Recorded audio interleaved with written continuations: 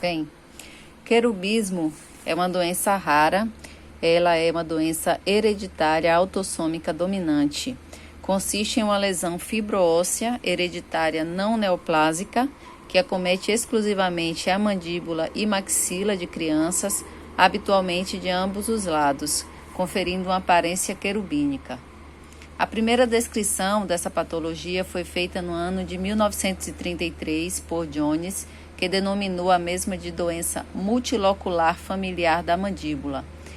Porém, após a invalidação de sua natureza cística, Jones e colaboradores foram os primeiros a utilizarem o termo querubismo. Bem, se trata de uma patologia rara, como eu disse anteriormente, com herança autossômica dominante. Aparenta ter uma penetrância de 100% em indivíduos do sexo masculino e de apenas 50% a 70% em indivíduos do sexo feminino. O aumento de volume presente no querubismo resulta de uma perda de massa óssea na mandíbula e maxila, que é, por conseguinte, substituída por grandes quantidades de tecido fibroso. Na maioria das vezes, esse aumento dessa lesão some quando a criança cresce, ou seja, após a puberdade. Porém, em casos mais raros, a condição tende a persistir. Clinicamente, observa-se uma expansão da mandíbula e maxila tipicamente bilateral, não dolorosa, ocasionando um aumento da face e retração palpebral, o que confere o aspecto de olhos virados para cima.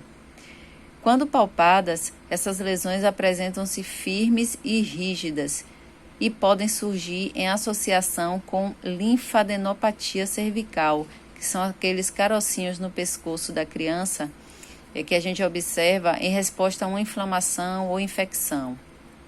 De acordo com o grau da lesão, pode haver comprometimento bucal e sistêmico do indivíduo, pode haver também a queda prematura dos dentes descidos, erupção anormal dos dentes permanentes, distúrbios oculares, obstrução respiratória e problemas de audição.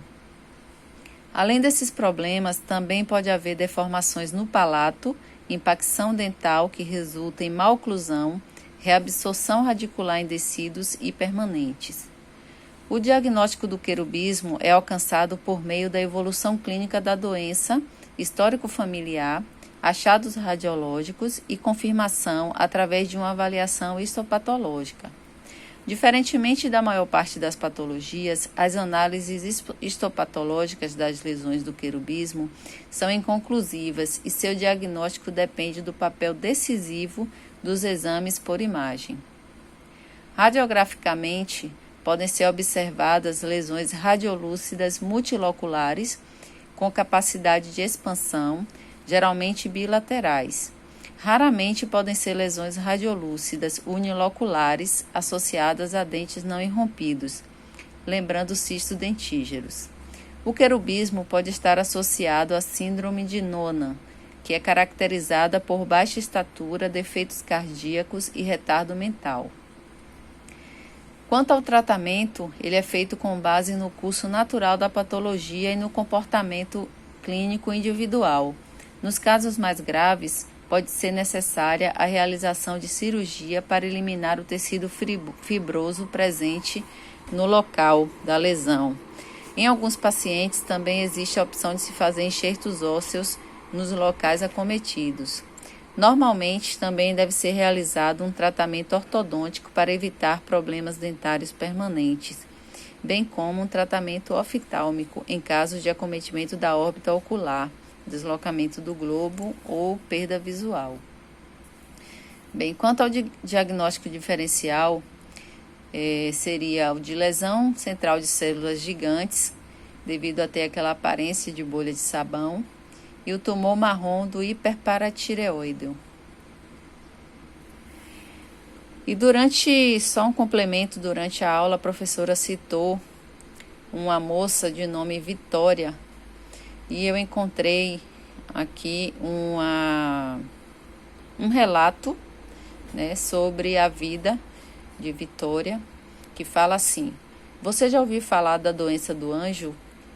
Conheça Vitória Wright, uma portadora dessa rara condição.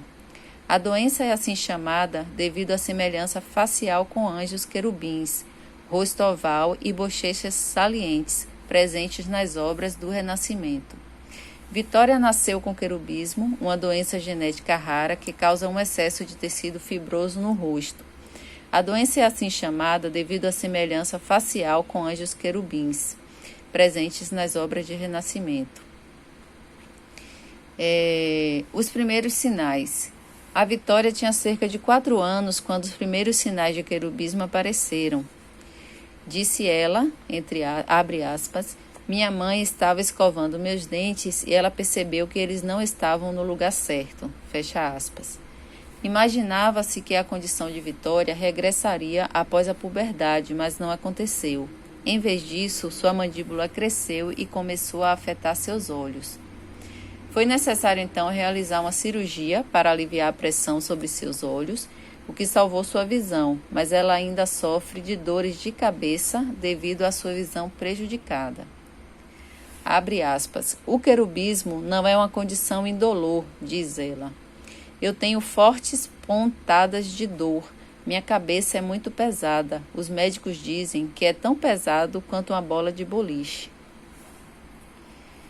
Olhares indiscretos. Vitória nunca se acostumou com os olhares, embora entenda que é uma reação humana natural. Abre aspas. Eu tento não levar para o lado pessoal. Todos nós olhamos, até mesmo eu. Na época da adolescência, eu costumava ficar com raiva, mas isso não faz nenhum bem para você. Apenas reforça o estereótipo de que as pessoas com desfigurações estão sempre com raiva e tristes. Se alguém está me olhando apenas por curiosidade, eu sorrio e aceno com a cabeça para mostrar-lhes que eu sou um ser humano e não há nada que temer. Na maioria das vezes as pessoas sorriem de volta.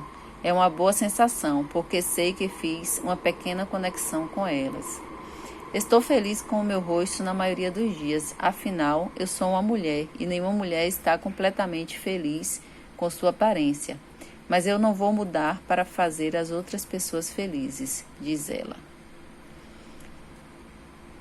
Enfim, esse foi um relato que eu encontrei sobre a Vitória, da qual eu demonstro no início aqui da minha fala, uma imagem dela e, como a professora comentou durante a aula, ela possui um blog e fala justamente sobre essa lesão, tira dúvidas e ajuda outras pessoas a entenderem essa doença. Eu espero que tenha ficado claro para todos e eu agradeço a atenção. Um ótimo dia, muito obrigada.